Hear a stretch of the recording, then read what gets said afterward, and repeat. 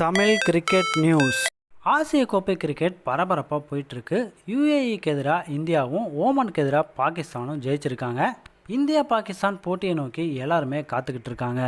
ஓமனுக்கு எதிராக பாகிஸ்தான் 93 ரன் அப்படிங்கிற பெரிய ரன்கள் வித்தியாசத்தில் வெற்றி பெற்றிருந்தாலும் 160 ரன்கள் அடிக்கிறதுக்கே திணறி 7 விக்கெட்டுகளை இழந்திருந்தாங்க.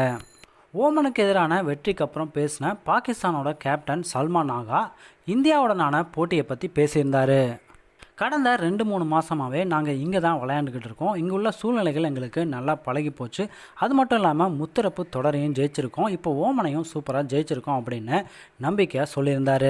கிட்ட உலகத்தரம் வாய்ந்த சுழற்பந்து வீச்சாளர்கள் இருக்காங்க. அது மட்டும் இல்லாமல் ஓமனை ஜெயிச்ச வெற்றியோட அதே நம்பிக்கையோட இந்தியாவை எதிர்கொள்கிறதுக்கு பாகிஸ்தான் முழு அளவில் தயாராக இருக்கும் அப்படின்னு எச்சரிக்கை விடுத்திருக்காரு.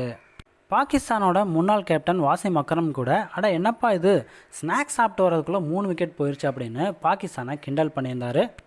பாகிஸ்தானை வாசிம் அக்ரம் கிண்டல் பண்ணியிருந்தாலும் இந்தியாவை விட பாகிஸ்தானுக்கு தான் ஜெயிக்கிறதுக்கு அதிக வாய்ப்புகள் இருக்குது அப்படின்னு சொல்லியிருக்காரு.